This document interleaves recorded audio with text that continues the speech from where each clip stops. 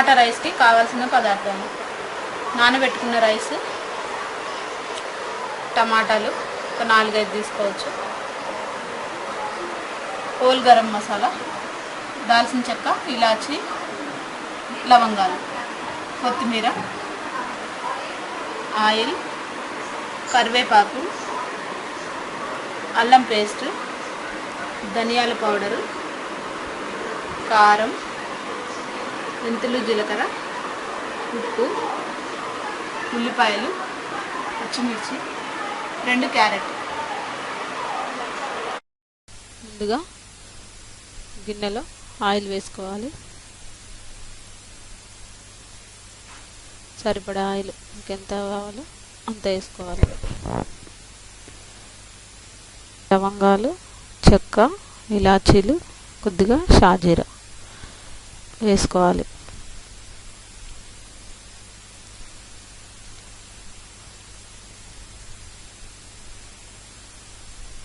తర్వాత ఉల్లిపాయలు, పచ్చిమిర్చి,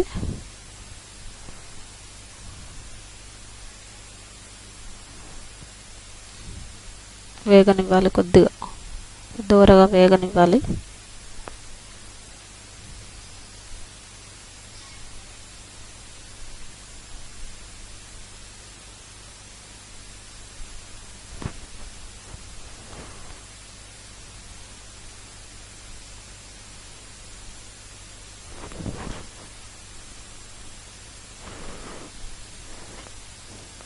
పచ్చివాసన పోయేంత వరకు వేయించుకోవాలి. ఇవి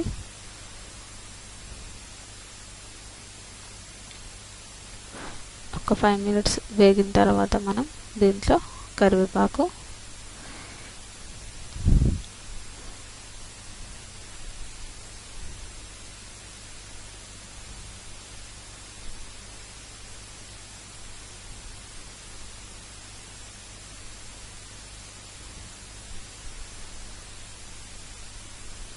దీంట్లోనే అల్లం పేస్ట్ కూడా వేసుకోవాలి.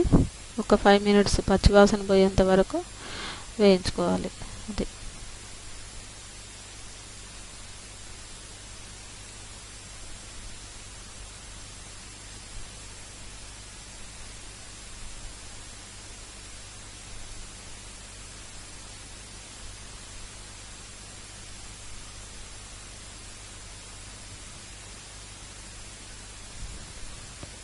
ఇలా మనం లైట్గా బ్రౌన్ కలర్ వచ్చిన తర్వాత క్యారెట్ ముక్కలు వేసుకోవాలి. ఒక 5 మినిట్స్ ఫ్రై అవ్వనివ్వాలంతే.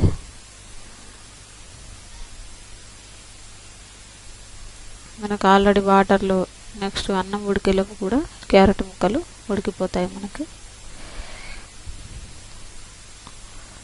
ఇలా వేగిన క్యారెట్ ముక్కల్లోనే టమాటా ముక్కలు కూడా వేసి కొద్దిగా ఉప్పు వేసుకోవాలి.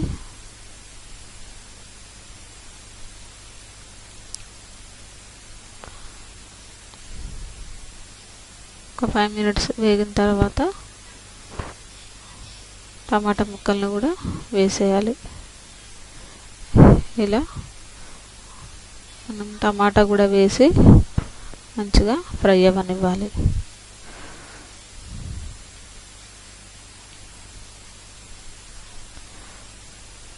మూత పెట్టేసి ఒక 10 నిమిషాల పాటు సిమ్లో పెట్టి ఉడకనివ్వాలి. దీంట్లో కారం కూడా వేసేసి మనం కలిపిన తర్వాత మూత పెట్టేయాలి.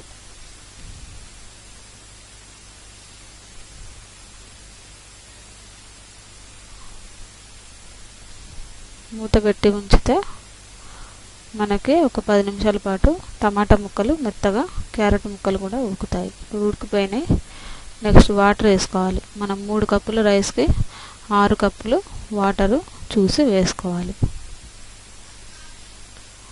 మనం ఎప్పుడైనా రైస్ పొడిగా ఉండాలంటే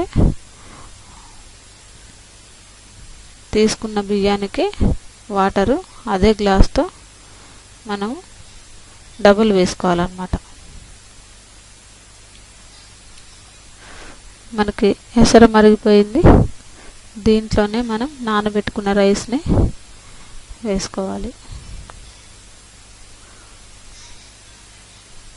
మనం 3 కప్పులు వాటర్ రైస్ తీసుకున్నాం కదా, దీంట్లోనే మనం 6 కప్పులు వాటరు వేసుకున్నాం.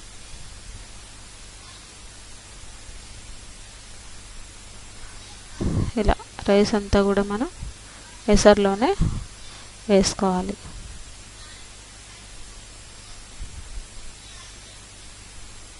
ఇలా మనం రైస్ వేసిన తర్వాత అడుగు నుంచి కలపాలి. కలిపి ఎసరంతా కూడా పోయేంత వరకు ఉడికించాలి. మూత పెట్టేసి, మూత పెడితే పొంగుతుంది. కొద్దిగా మూత లైట్గా తెరిసే ఉంచాలి. అన్నం మనకి ఉడికిపోయింది. ఇలా మూత తీసి చూస్తే ఇలా మనకి పొడి పొడిగా బాగా వస్తుంది అన్నమాట. నెక్స్ట్ మనం కొత్తిమీరతో గార్నిష్ చేసుకోవాలి. దీన్ని నిమ్మరసం పిండుకొని తింటే బాగుంటుంది. పెరుగు చట్నీలోకి బాగుంటుంది, సాంబార్లో కూడా బాగుంటుంది.